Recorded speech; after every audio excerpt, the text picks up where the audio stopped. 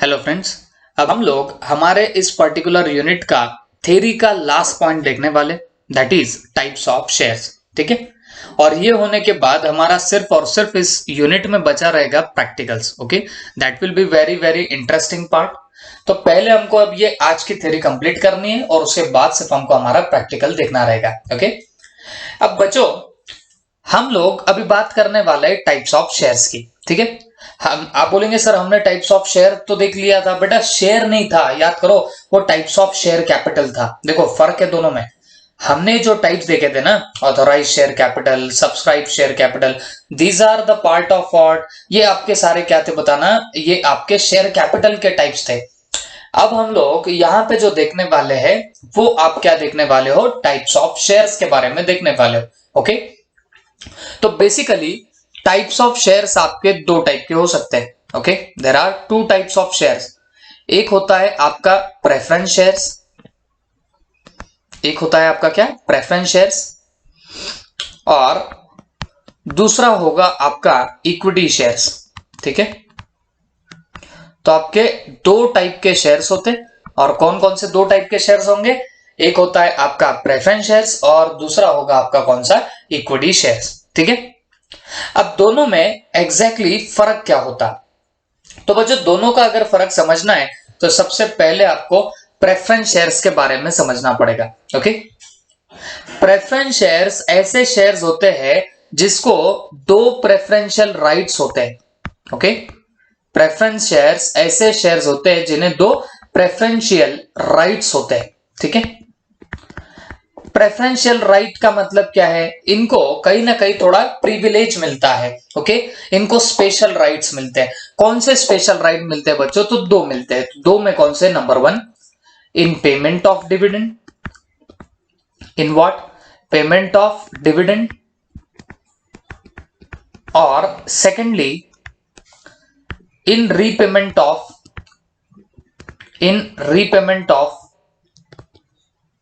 capital, in repayment of capital at the time of winding up of company, at the time of winding up of company। ठीक है, अब ये exactly क्या है क्या नहीं, ये आपको आराम से समझ के लेना पड़ेगा। ओके, तो प्लीज बी फोकस्ड। मैं आपको बोलता हूं बच्चों कि प्रेफरेंस शेयर्स ऐसे शेयर्स है जिन्हें दो प्रेफरेंशियल राइट होते हैं।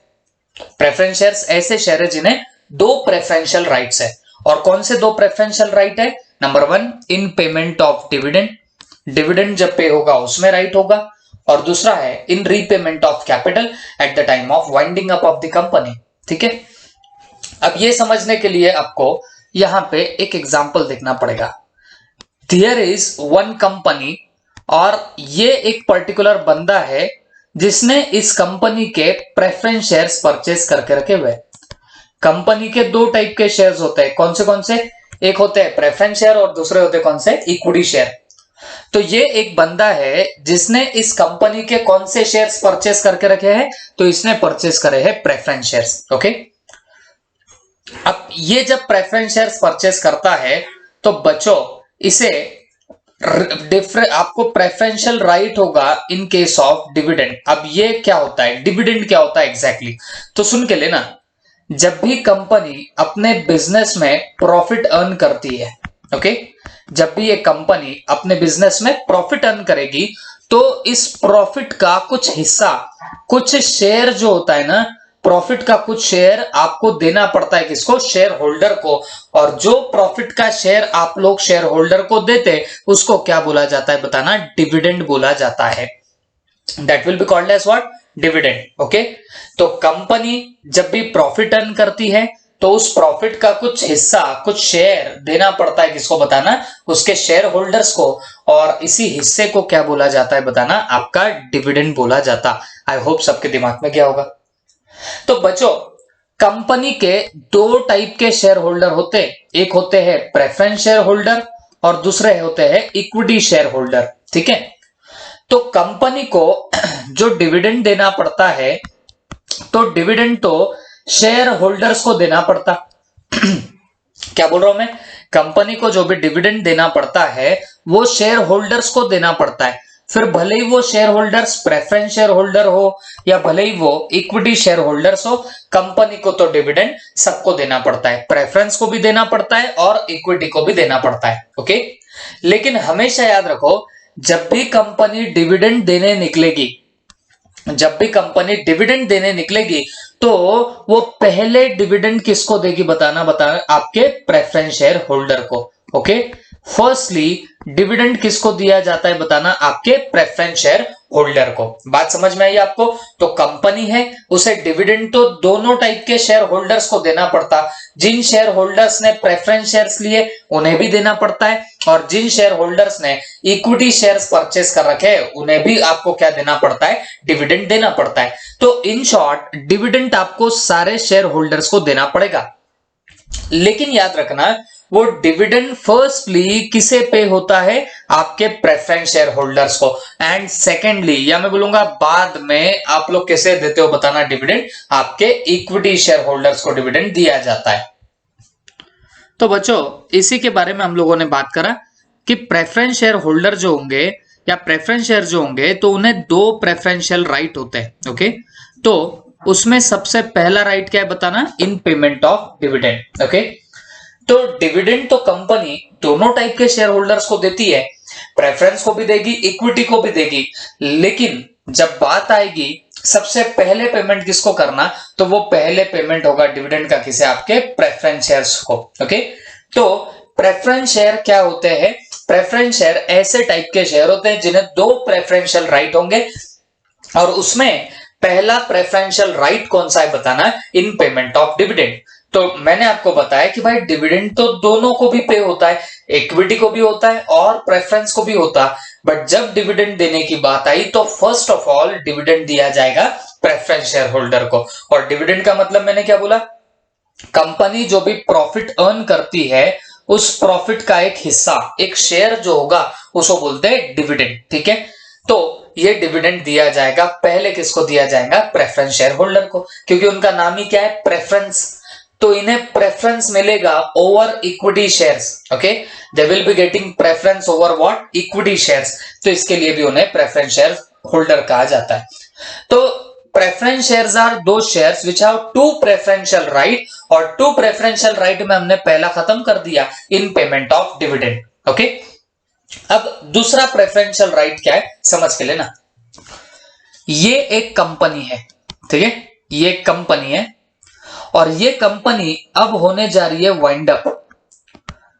कंपनी वाइंड अप का मतलब क्या हो रही है, कंपनी बंद हो रही है। ओके, कंपनी वाइंड अप होना इसका मतलब क्या होता है, बंद होना। क्लियर हो गया? तो कंपनी है और ये कंपनी होने जा रही है क्या, वाइंड अप। कोई दिक्कत आपको इससे, आई डोंट थिंक होनी चाहिए। तो जब भी कोई कंपनी वाइंड अप होती है तो कंपनी क्या करती है, बताना, कंपनी के असेट सेल होते हैं।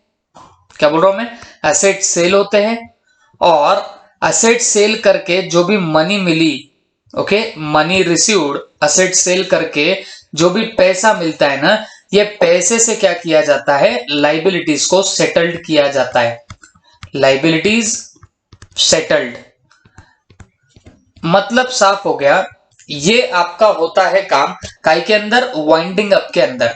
तो वाइंडिंग अप में हम लोग क्या करते, फर्स्ट ऑफ ऑल असेट सारी की सारी उठा के बेचते, असेट सेल कर देंगे, फिर जो पैसा आपको मिला, जो मनी आपको रिसीव हुई, तो उससे आप लोग क्या करने वाले हो, आपकी लाइबिलिटीज सेटल्ड करने वाले हो। Okay, your liabilities will get what, settled. तो this is nothing but the winding up का प्रोसेस। तो हमेशा याद रखना, ये लाइबिलिटीज सेटल्ड बोले तो आप जो जो आपकी लाइबिलिटीज है उसे कंपनीज पैसे पे करती है। ओके, और तुमको एक बात बहुत अच्छे से पता है, शेयर कैपिटल भी काय के अंदर आता है, बताना आपके लाइबिलिटीज में ही आता है। या कोई भी कंपनी या बिजनेस या जो भी होगा उसकी कैपिटल आपको भी पता होगा, हमेशा वो कैपिटल कहां नजर आती है, लाइबिलिटी साइड में नजर आती है। तो कंपनी की कैपिटल को क्या बोलते हैं, शेयर कैपिटल। तो वो शेयर कैपिटल भी कहां पे आएगी, बताना, लाइबिलिटीज में आएगी। तो जब आप जो पैसा असेट बेच के आपके पास में आया, जो मनी आपको रिसीव हुई है असेट को सेल आउट करके, तो उससे आपको कुछ लाइबिलिटीज को सेटल्ड करना पड़ेगा। जो भी आपके लाइबिलिटीज हो रहे तो वो आपको क्या करनी पड़ेगी, सेटल करनी पड़ेगी। तो ये सेटलमेंट आपको जो करना है, ये जो लाइबिलिटीज आपको पे ऑफ करना है, तो उसके लिए आप लोग क्या काम करने वाले हो बच्चों, आप लोग शेयर कैपिटल को भी पे ऑफ करोगे, मतलब शेयर होल्डर्स को भी आपको पैसे लौटाने पड़ेंगे। बट शेयर कैपिटल तो आपकी वापस से दो टाइप की हो सकती, एक तो प्रेफरेंस शेयर कैपिटल हो सकती या फिर इक्विटी शेयर कैपिटल हो सकती। तो जब ये पैसा रिटर्न दिया जाएगा शेयर होल्डर्स को, तो सबसे पहले आप प्रेफरेंस शेयर होल्डर्स को पेमेंट करोगे। देखो, जब कंपनी वाइंड अप हो रही है, जब कंपनी बंद हो रही है, तो सब लाइबिलिटीज सेटल की जाती है, मतलब सब शेयर होल्डर्स वगैरह उनको पे ऑफ करना पड़ता है, जो भी आपके लोन वगैरह हो गए वो सारे पे ऑफ करने पड़ते हैं।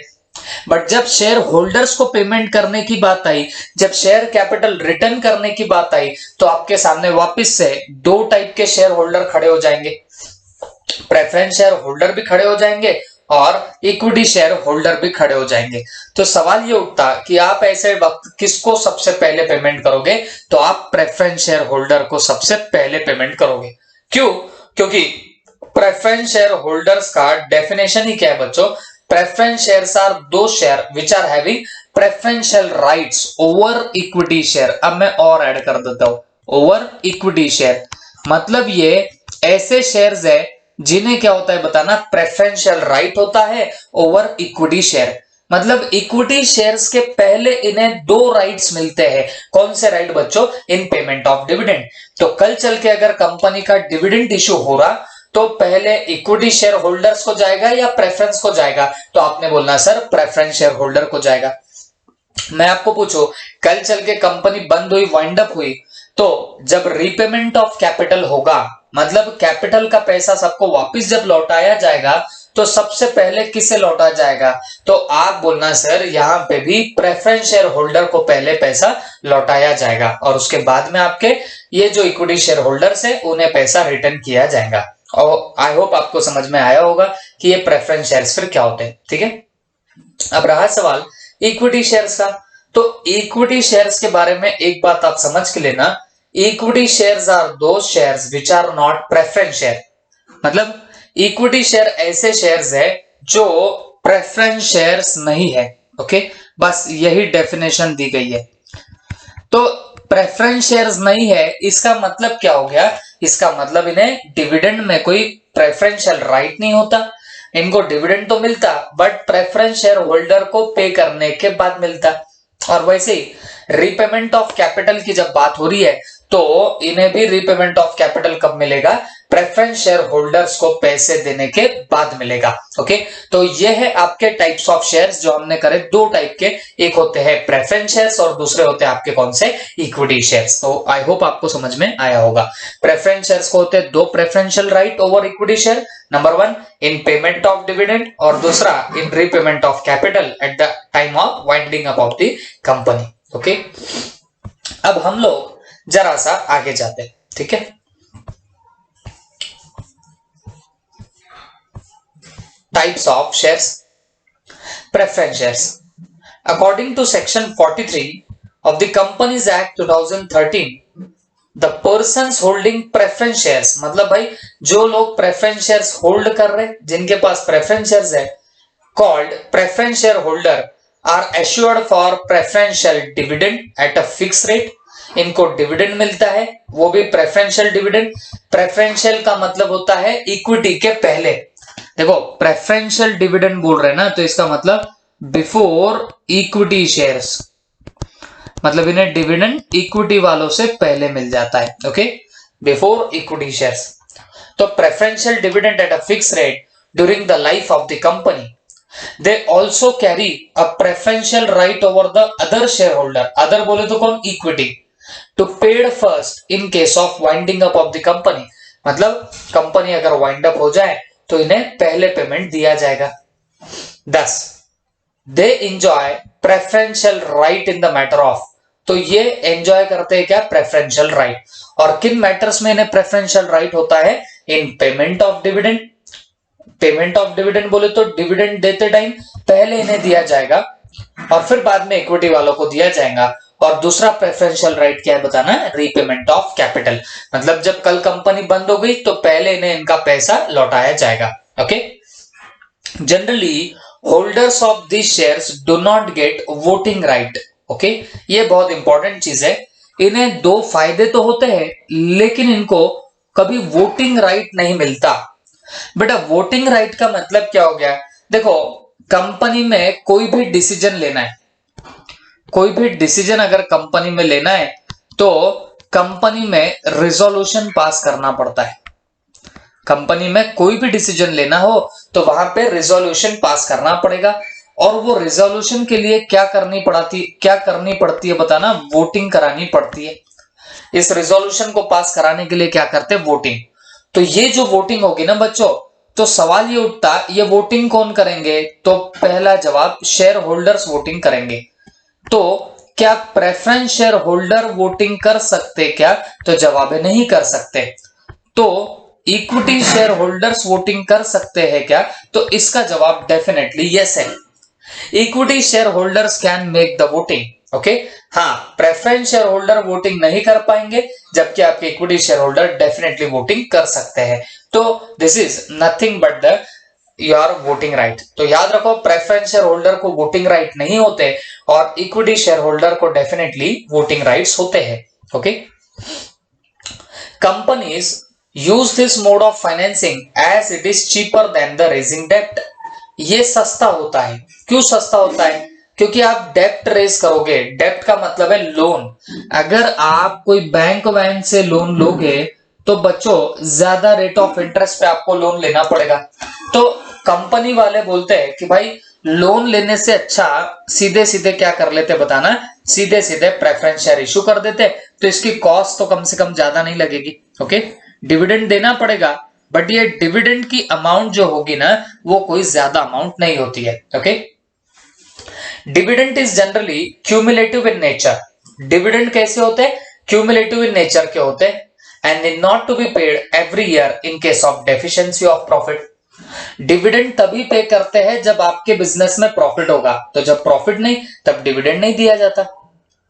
The Companies Act 2013 prohibits the issue of any preference share which is irredeemable। जो रिडीम नहीं होता उसको प्रोहिबिट किया है। Preference shares are cumulative and non participative expressly stated. अब ये क्या है क्या नहीं मैं इसलिए नहीं बताया क्योंकि ये नीचे ये सारे आपके सामने अब टाइप्स ऑफ शेयर्स आने वाले। ओके, तो यहाँ पे अब आप लोग सब बातें आराम से देखने लग जाना।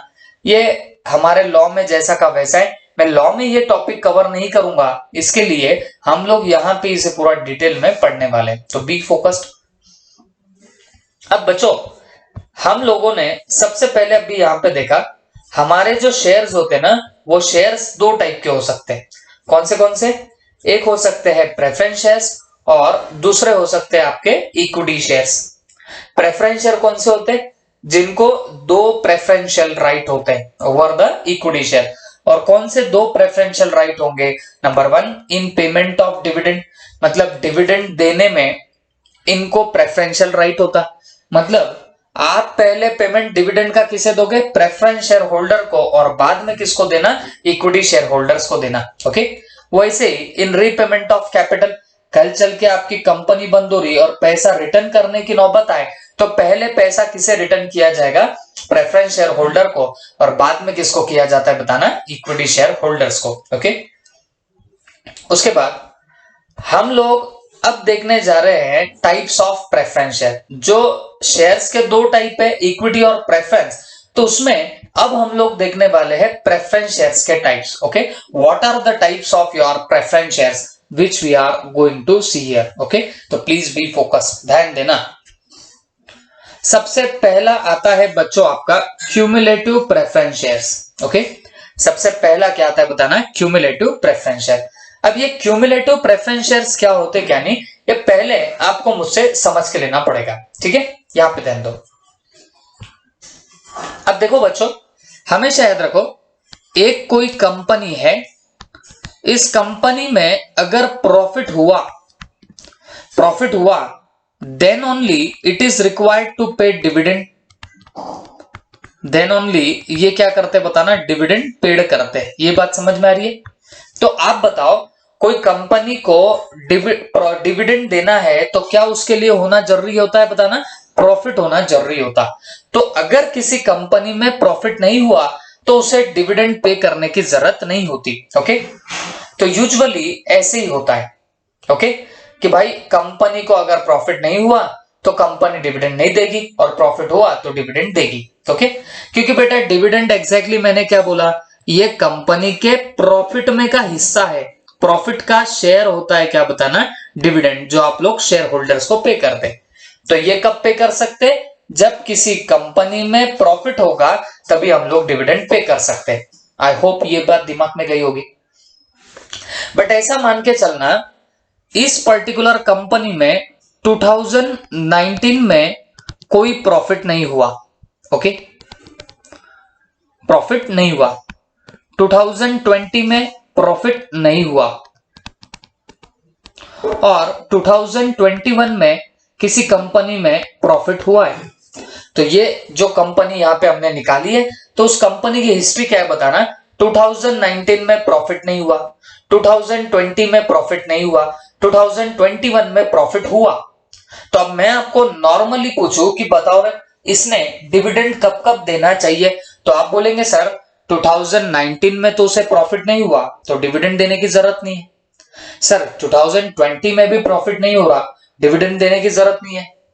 सर 2021 में प्रॉफिट हुआ तो डिविडेंड आपको यहां पे देना पड़ेगा। ऐसा सबके मुंह से जवाब निकल सकता है और सब लोग यही बोलने वाले, ये मुझे पता है। बट मेरा सवाल सुन लो, अब 2 साल में प्रॉफिट हुआ ही नहीं तो ये तो डेफिनेटली श्योर है कि यहां पे आपका कोई डिविडेंड जाने वाला था ही नहीं। इन 2 सालों में 1920, ये 2 इयर्स ऐसे हैं जहां पे आपको प्रॉफिट नहीं हुआ, ये डेफिनेटली हमको पता है। तो ये भी श्योर है कि यहां डिविडेंड पेड तो नहीं हुआ होगा इन 2 सालों में, डिविडेंड पेड नहीं हुआ है इन 2 सालों में। लेकिन 2021 में तुम्हें प्रॉफिट हो रहा तो यहां पे तुम्हें डिविडेंड देना पड़ेगा क्या, तो सवाल का जवाब है डिविडेंड तो पेड करना ही पड़ेगा।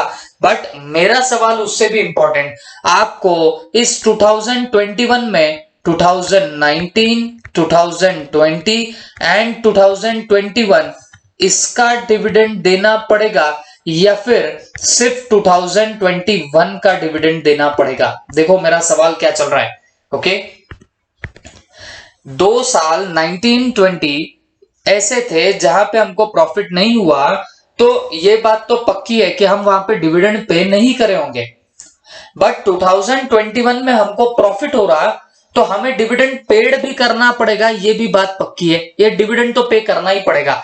बट सवाल ये है 2021 में मैं 2019, 2020 एंड 2021 ये 3 इयर्स का डिविडेंड पे करूं या सिर्फ मैं 2021 का डिविडेंड पे करूं, ये अगर आपके दिमाग में सवाल आ रहा है तो जवाब ये है बच्चों, अगर तुम्हारे preference shares cumulative preference shares है, अगर तुम्हारे प्रेफरेंस शेयर्स कैसे क्यूमुलेटिव प्रेफरेंस शेयर्स है, तो हमेशा याद रखो क्यूमुलेटिव प्रेफरेंस शेयर्स में आपको इन पूरे 3 इयर्स का डिविडेंड मिलेगा, आपको डिविडेंड पूरे 3 साल का मिलेगा।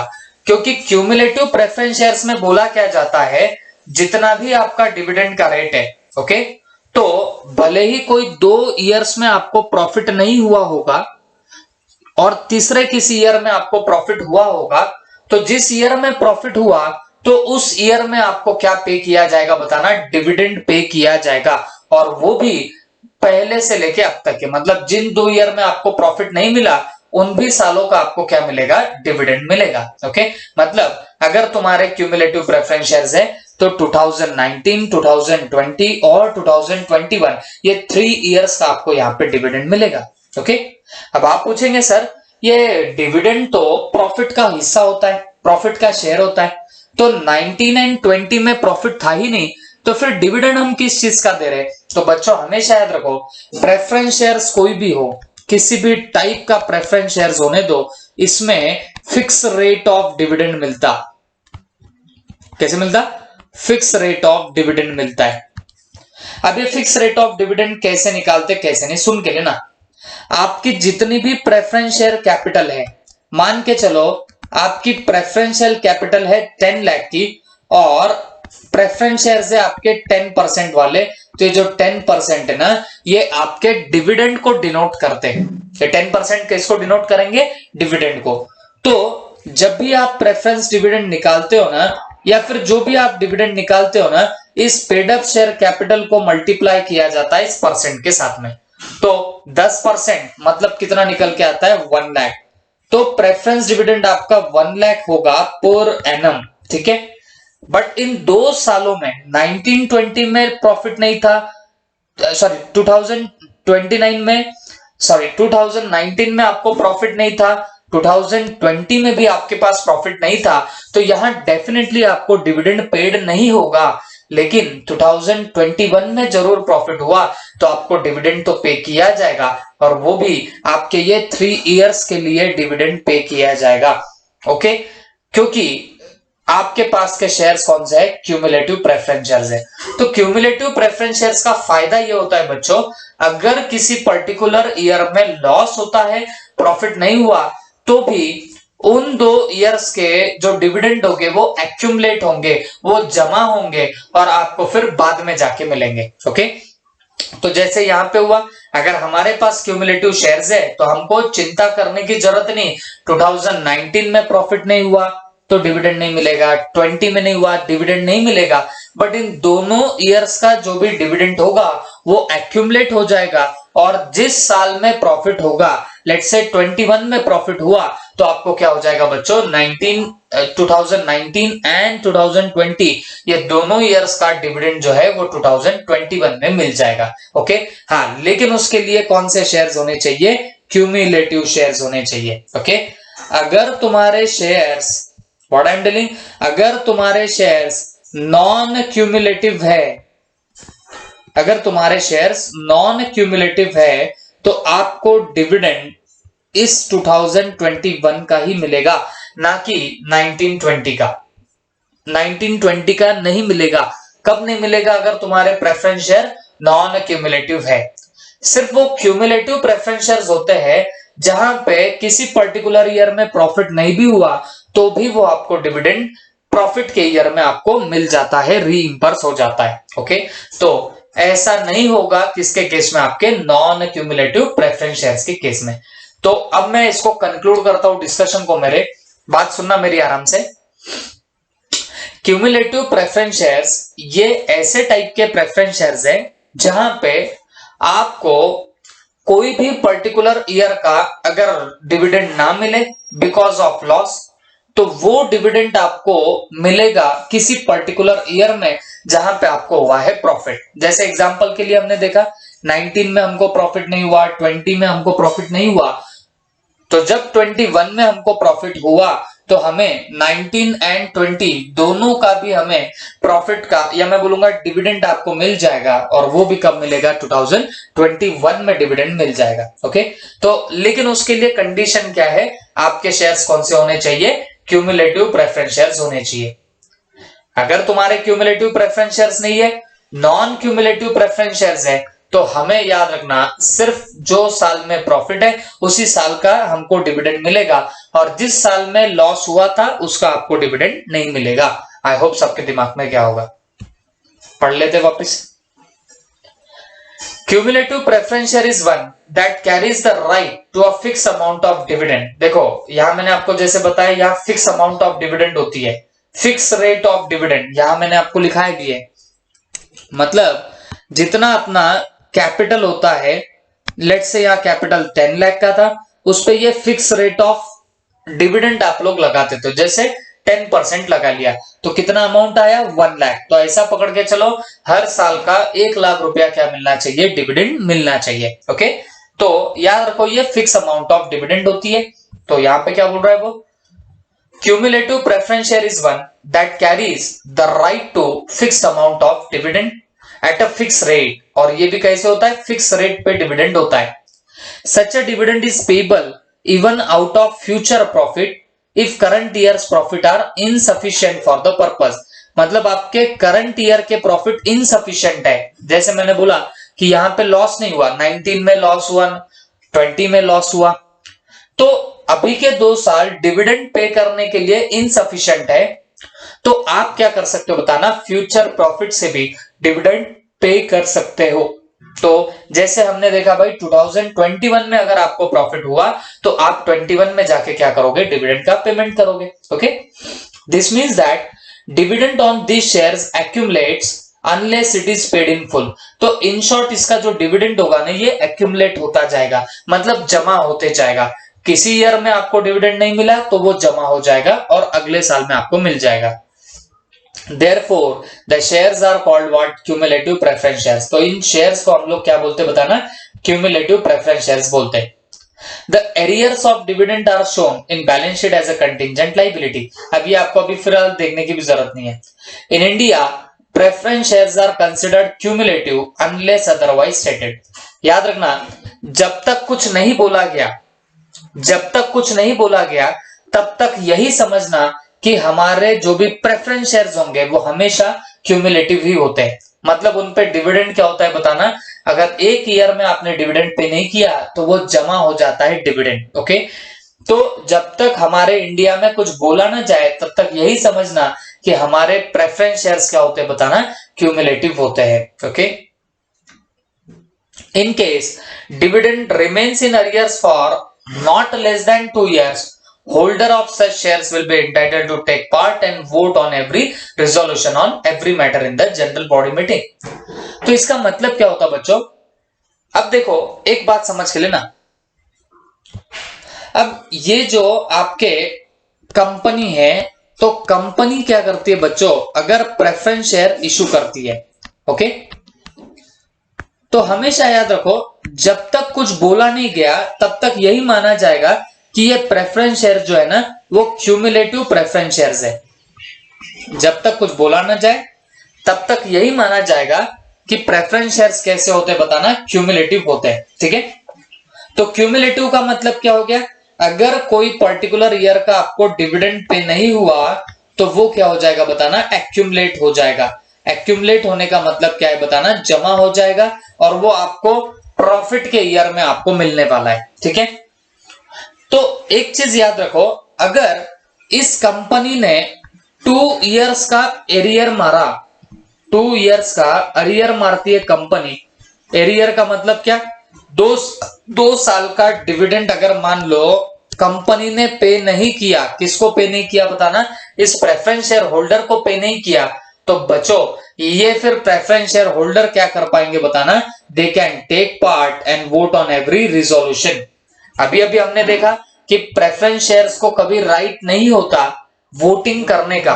ओके, प्रेफरेंस शेयर्स को कभी राइट नहीं होता है वोटिंग करने का, लेकिन अगर इनके तुम 2 साल तक डिविडेंड नहीं देते हो, 2 साल का डिविडेंड तुमने इन लोगों का होल्ड कर लिया, तो भाई ये फिर उठेंगे और फिर आपके जो भी मीटिंग्स वगैरह होगी तो उसमें ये वोट भी कर पाएंगे। ओके, तो ये सब चीजें आप लोग याद रखना। तो शॉर्ट में अगर क्यूमुलेटिव को निपटाओ तो भाई यहाँ पे आप लोग क्या बोल सकते हो, ऐसे प्रेफरेंस शेयर्स जो अगर कोई पर्टिकुलर ईयर में उस पर डिविडेंड पे ना किया गया हो तो उसका डिविडेंड उस पर एक्यूमुलेट हो जाएगा और जिस साल में प्रॉफिट होगा तो उस पर्टिकुलर ईयर में क्या होता है बताना, आपको पिछले ईयर्स जिनका आपने डिविडेंड पे नहीं किया तो वो भी डिविडेंड आपको प्रॉफिट के ईयर में पे करना पड़ेगा। इसके बाद हमने देखा कि ये जो भी आपके प्रेफरेंस शेयर्स होते हैं, तो preference shares unless otherwise stated, मतलब जब तक कुछ नहीं बोला तब तक यही मानना कि प्रेफरेंस शेयर्स आपके क्यूमुलेटिव टाइप के होते हैं। प्रेफरेंस शेयर्स आपके क्यूमुलेटिव टाइप के होते हैं। और इसमें भी हम लोग और कुछ बातें कर रहे थे, जैसे अगर इनका 2 इयर्स का डिविडेंड अगर एरियर्स में जाता है, एरियर्स मतलब आपने उनको पे ही नहीं किया 2 साल या उससे ज्यादा का, तब बच्चों वो फिर क्या कर सकते हैं, वो पार्ट भी ले सकते हैं मीटिंग में एज वेल एज वोट भी कर सकते हैं। और हमने तो अभी देखा था नॉर्मली इन्हें कोई वोटिंग राइट नहीं होता, जो आपके प्रेफरेंशियल्स होते हैं उन्हें वोटिंग का राइट नहीं होता है। लेकिन अगर आप उनके 2-2 साल का डिविडेंड रुका दोगे तो फिर डेफिनेटली वो लोग क्या करने लगेंगे, वो लोग वोटिंग करने लगेंगे। फिर उसके बाद है नॉन क्यूमुलेटिव प्रेफरेंस शेयर्स। तो ये नॉन क्यूमुलेटिव प्रेफरेंस शेयर्स क्या है बच्चों? तो ये बड़े सिंपल से है, a non-cumulative preference share carries with it the right to a fixed amount of dividend. In case no dividend is declared in a year due to any reason, the right to receive or dividend that year has expires. देखो जैसे आपने यहाँ पे बोला, यहाँ पे अगर 2 years का डिविडेंड नहीं मिला तो जब प्रॉफिट हुआ तब फिर तीनों सालों का, तीनों इयर्स का आपको क्या मिलता है? डिविडेंड मिलता है। ये किसकी बात चल रही थी? क्यूमुलेटिव प्रेफरेंस शेयर्स की।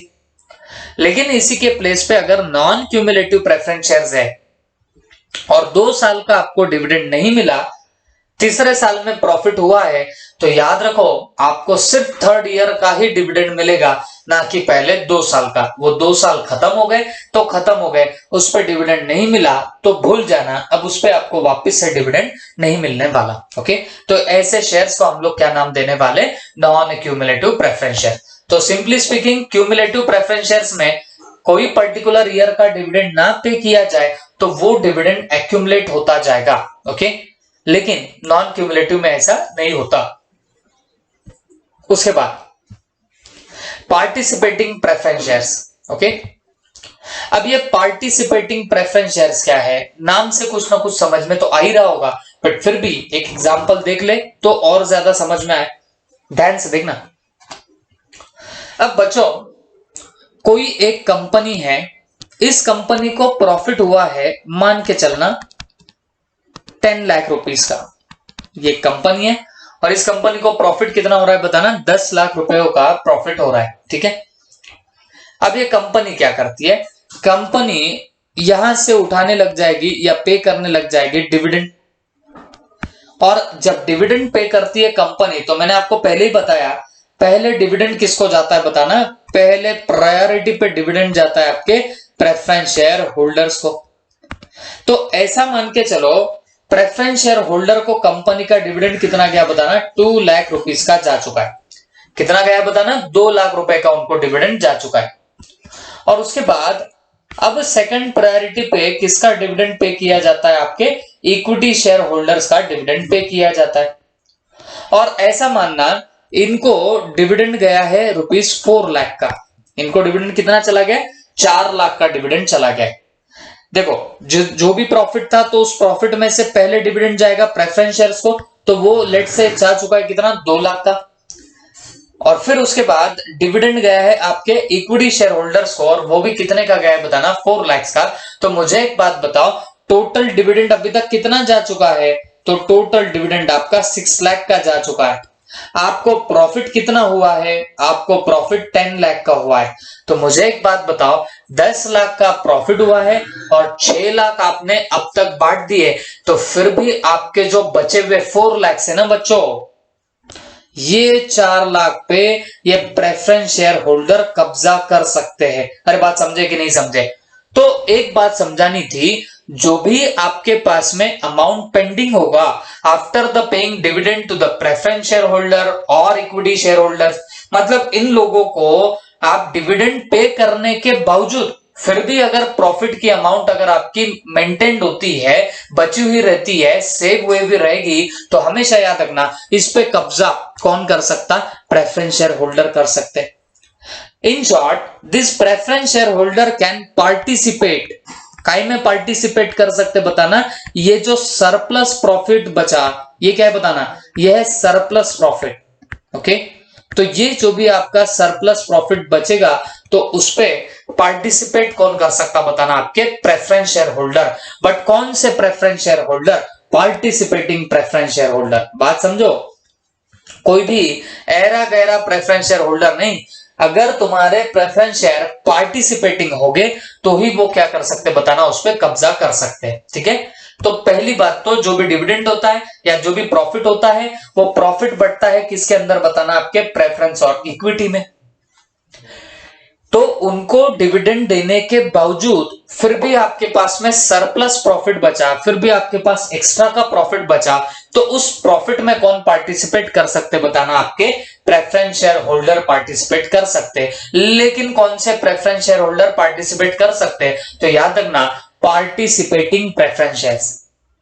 अगर ये पार्टिसिपेटिंग प्रेफरेंस शेयर्स नहीं हो या नॉन पार्टिसिपेटिंग प्रेफरेंस शेयर्स हो तो ये बस इतने 2 लाख लेके खुश हो जाएंगे, फिर ये 4 लाख पे नजर नहीं डाल सकते। कब? अगर वो नॉन पार्टिसिपेटिंग हो तो। ठीक है, पार्टिसिपेटिंग रहेगा तो सब काट कुटा के जो बचा उसमें भी हिस्सा मांगेगा, और अगर पार्टिसिपेटिंग ना हो तो वो हिस्सा मांगने ही नहीं वाला। आई होप सबके दिमाग में क्या होगा। ओके, चलो पढ़ लेते एक बार। Notwithstanding the right to a fixed dividend, this category of preference share confers on the holder to right to participate into the surplus profit। देखो वर्डिंग, surplus profit में आप लोग क्या कर सकते हो? पार्टिसिपेट कर सकते हो। If any after the equity shareholders have been paid dividend at a stipulated rate। तो इसका मतलब क्या हो रहा कि भाई जो भी आपके इक्विटी शेयर होल्डर्स है तो उन्हें स्टिपुलेटेड टाइम में या स्टिपुलेटेड रेट पे, स्टिपुलेटेड मतलब गिवन रेट, तो उन्हें गिवन रेट में डिविडेंड पे करने के बाद भी अगर आपके पास कुछ सरप्लस प्रॉफिट बचा तो वो सरप्लस प्रॉफिट में कौन पार्टिसिपेट कर सकता? आपके ये प्रेफरेंस शेयर्स कर सकते हैं। और कौन से वाले preference share? Participating preference shares इसमें पार्टिसिपेट कर सकते हैं। Similarly in the event of winding up of the company, मतलब कल चल के अगर कंपनी बंद पड़ी, there carries right to receive predetermined portion of surplus well once the equity share holders have been paid off. Equity share holders को pay करने के बाद फिर भी अगर कुछ सरप्लस बचता तो भी वो उसमें शेयर कर सकते। अब आगे है non participating preference shares. A share on which only fixed rate of dividend is paid every year without accompanying additional right in profit and in the surplus on winding up, it is called as non-participating। मतलब जिनको बस fix rate of dividend मिल जाता, अब जैसे यहाँ पे 2 लाख रुपए तो फिक्स मिलने ही थे ना, तो बस उतने ही मिलेंगे, इससे 2 लाख से ज्यादा नहीं मिलेंगे। अगर ऐसे शेयर्स होंगे तो उनको बोलते हैं non participating preference shares. Okay, तो आई होप सबको दिमाग में गया होगा। लेकिन ये भी बात ध्यान में रखो, unless otherwise specified preference shares are generally non participating. जब प्रेफरेंस शेयर्स के बारे में कुछ नहीं बोला, सिर्फ बोला है कि भाई हमने प्रेफरेंस शेयर इशू करे, तो आप उसे कौन से मानेंगे? Non participating. तो जब तक लिखा ना हो कि भाई ये पार्टिसिपेट करते फ्यूचर के जो भी प्रॉफिट रहेंगे उसमें, तो तब तक आप उसे पार्टिसिपेटिंग नहीं बोल सकते। और जब कुछ नहीं बोला गया है तो उसे हमेशा नॉन पार्टिसिपेटिंग ही समझना। ओके, क्यूमुलेटिव और नॉन क्यूमुलेटिव में कुछ नहीं बोला तो क्या समझेंगे? क्यूमुलेटिव समझेंगे। पार्टिसिपेटिंग नॉन पार्टिसिपेटिंग कुछ नहीं बोला तो क्या समझेंगे? नॉन पार्टिसिपेटिंग समझेंगे। ओके, आई होप ये सब बातें आपको समझ में आई होंगी। तो बच्चों हम लोग हमारा नेक्स्ट पार्ट देखते हैं, that is redeemable preference shares. Okay, redeemable preference shares. अब इसका मतलब क्या होता, प्लीज ध्यान से सुनना। मान के चलिए देयर इज वन कंपनी और कंपनी ने प्रेफरेंस शेयर्स इशू करे हुए हैं। देयर इज वन कंपनी और इस कंपनी ने क्या इशू कर रखा है बच्चों? प्रेफरेंस शेयर इशू कर रखा है। और देयर इज वन बंदा, इसको हम लोग क्या बोलेंगे? Preference share holder. ये एक पर्सन है जिसे हम लोग क्या बोलने वाले? प्रेफरेंस शेयर होल्डर बोलने वाले। ठीक है, अब ये कंपनी इशू कर रही है प्रेफरेंस शेयर और ये प्रेफरेंस शेयर होल्डर कंपनी को क्या देगा? पैसा। अरे बात समझे कि नहीं समझे? तो ये क्या देता है बताना? पैसा देता है कंपनी को। तो हमेशा याद रखना, ये जो प्रेफरेंस शेयर कंपनी अलॉट कर रही और उसके बदले में प्रेफरेंस शेयर होल्डर से लेती है पैसा, तो ये पैसा कंपनी को रिटर्न करना पड़ता है। बात समझ के लो, ये पैसा कंपनी को क्या करना पड़ता है? रिटर्न करना पड़ता है। और इस प्रेफरेंस शेयर होल्डर को जो प्रेफरेंस शेयर्स मिले तो वो भी उसे क्या करने पड़ेंगे? रिडीम करने पड़ेंगे। ओके, रिडीम करने का मतलब है उसको रीपे करने पड़ेंगे, खत्म करने पड़ेंगे। Is that clear? तो हमेशा याद रखो, जब भी कंपनी प्रेफरेंस शेयर्स अलॉट करती है तो it has to be redeemed. इनको रिडीम करना पड़ेगा, मतलब इनको रीपे करना पड़ेगा। और कब तक रीपे करना चाहिए बच्चों? तो हमेशा याद रखना, मैक्सिमम पीरियड 20 इयर्स का दिया है।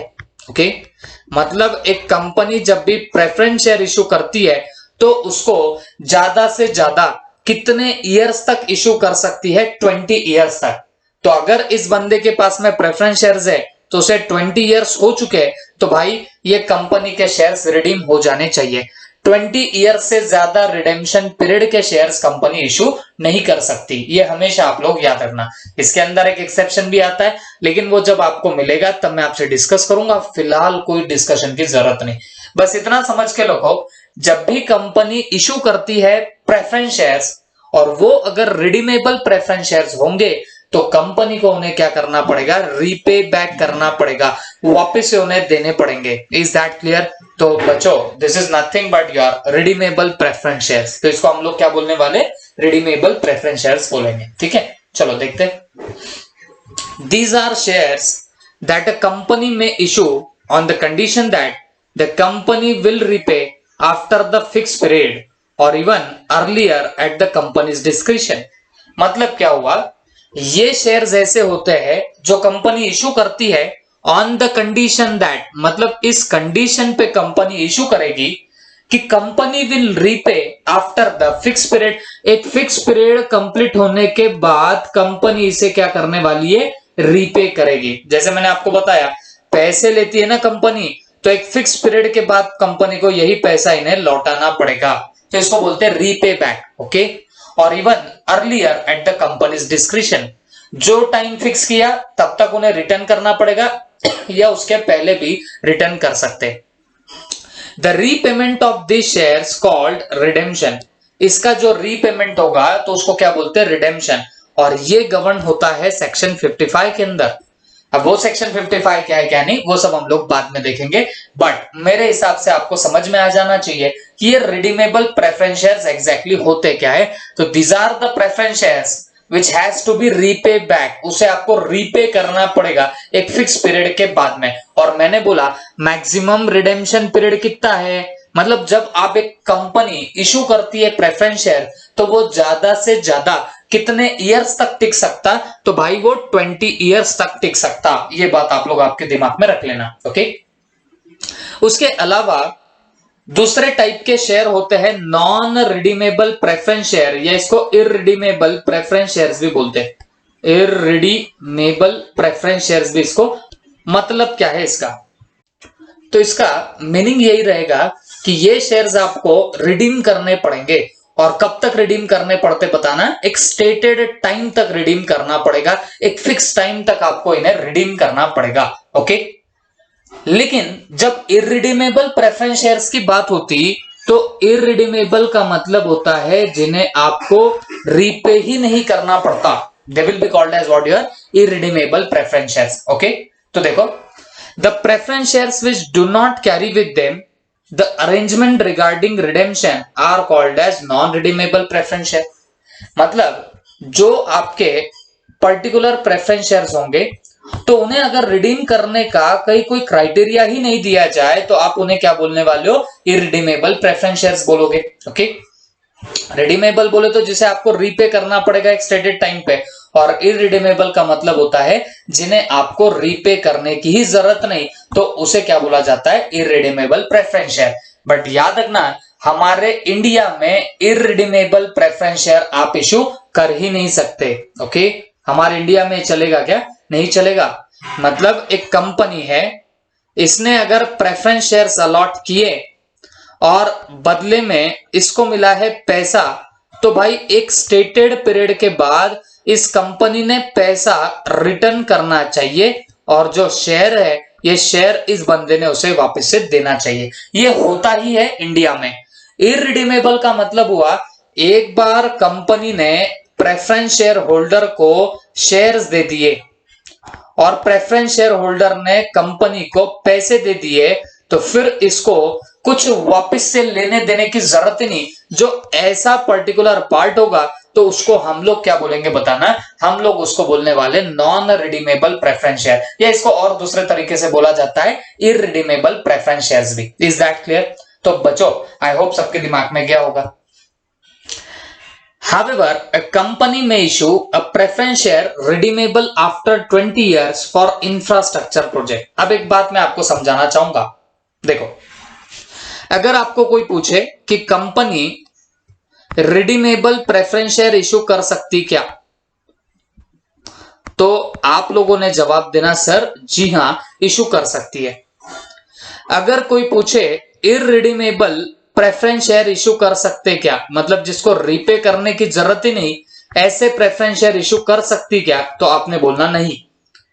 रिडीमेबल भी बोला तो मुझे एक बात बताओ, आपका मैक्सिमम पीरियड जो होगा, मैक्सिमम पीरियड होना चाहिए कितना, 20 इयर्स का। मतलब आप अगर प्रेफरेंस शेयर इशू कर रहे हो तो वो रिडीम ज्यादा से ज्यादा 20 साल तक हो जाने चाहिए। ओके, 3 साल में हो 4 साल में हो तो दौड़ेगा, लेकिन अगर आपका रिडेम्पशन पीरियड मतलब रीपेमेंट का पीरियड 20 साल से ज्यादा होगा तो फिर वो नहीं चलेगा। ओके, तो वो बात चलने वाली नहीं है, ये बात आपके दिमाग में रख देना। तो मैक्सिमम पीरियड आपका कितना रहने वाला है बताना है, 20 इयर्स का मैक्सिमम पीरियड रहेगा, ये आपके दिमाग में डाल दो। और दूसरी बात जो आपको यहां से समझ के लेनी चाहिए, दैट इज व्हाट, कि ये जो आपके रिडीमेबल प्रेफरेंस शेयर है 20 साल के बाद जो रिडीम हो सकते हैं वो भी होते हैं। आप ऐसा बोलोगे सर सारे प्रेफरेंस शेयर सिर्फ 20 साल के अंदर ही रिडीम होना चाहिए, ऐसा जरूरी नहीं होता। कुछ प्रेफरेंस शेयर ऐसे होते हैं जिन्हें आप लोग 20 इयर्स के बाद भी रिडीम कर सकते हैं। ओके, तो वो कौन से होते बच्चों, infrastructure company.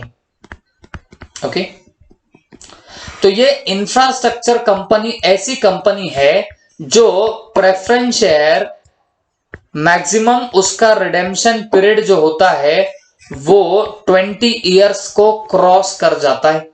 Okay, maximum redemption period 20 years plus होता है, मतलब ये 20 साल से ज्यादा पीरियड के लिए प्रेफरेंस शेयर्स अलॉट कर सकते हैं। कौन, इंफ्रास्ट्रक्चरल कंपनी। लेकिन मैं अदर कंपनीज की बात करूं तो अदर कंपनीज के लिए मैक्सिमम रिडेम्पशन पीरियड कितना होता है बताना, इनके लिए तो 20 साल ही होता है। ओके, तो सवाल ये उठता, company redeemable preference share issue कर सकती है क्या, तो कर सकती। मैक्सिमम पीरियड ऑफ रिडेम्पशन कितना हो सकता है, 20 इयर्स हो सकता।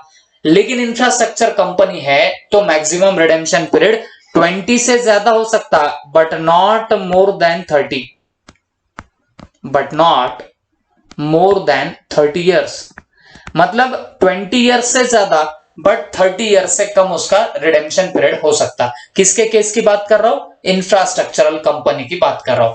अदर कंपनीज में ऐसा नहीं होता। अदर कंपनीज में मैक्सिमम रिडेम्पशन पीरियड की अगर बात करोगे तो वो कितना होने वाला है बताना है, 20 इयर्स ही होगा। ठीक है, तो देखो ये चीज याद रखना है, यहां पे वही बोला है, irredeemable preference shares or preference share redeemable after 20 years from the date of issue, तो no company limited by shares can issue, मतलब कोई भी कंपनी 20 साल से ज्यादा के रिडेम्पशन पीरियड के शेयर्स अलॉट नहीं कर सकती। ओके, हाँ इंफ्रास्ट्रक्चरल कंपनी कर सकती है 20 ईयर से ज्यादा।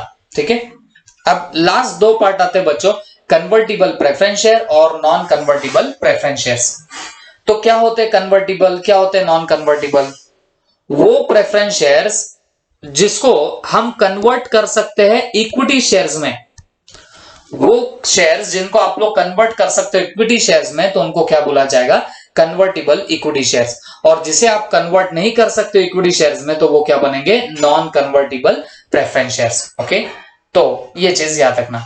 और लास्ट में बोला है unless mention otherwise preference shares are non cumulative, जब तक कुछ बोला नहीं गया तब तक प्रेफरेंस शेयर्स को नॉन क्यूमुलेटिव समझना, नॉन पार्टिसिपेटिंग समझना, नॉन कन्वर्टिबल समझना और रिडीमेबल समझना। अब यहां नॉन क्यूमुलेटिव गलती से लिखा है, यहां पे क्यूमुलेटिव होना चाहिए। ओके, क्यूमुलेटिव होगा, ये गलती से आया हुआ है। ठीक है, तो आई होप सबके दिमाग में गया होगा। तो आपके टाइप्स ऑफ प्रेफरेंस शेयर कौन कौन से बच्चों, cumulative preference share, non cumulative. क्या होते हैं क्यूमुलेटिव, अगर कोई पर्टिकुलर ईयर में प्रॉफिट नहीं होता और अगर वही प्रॉफिट आपको अगर नेक्स्ट ईयर में देखने को मिले तो फिर आप नेक्स्ट ईयर में पिछले साल का डिविडेंड प्लस इस साल का डिविडेंड दोनों मिलके दोगे, तो इसको आप लोग क्या बोलते हो बताना, cumulative preference shares. Non cumulative preference shares किसको बोला जाता है बच्चों, तो ऐसे प्रेफरेंस शेयर्स जिसमें आपको जिस पर्टिकुलर पीरियड में आपका क्या हो रहा है बताना, आपको प्रॉफिट नहीं हुआ, उस पीरियड का आपको डिविडेंड नहीं मिलेगा, ऐसे शेयर्स को बोलेंगे नॉन क्यूमुलेटिव प्रेफरेंस शेयर्स।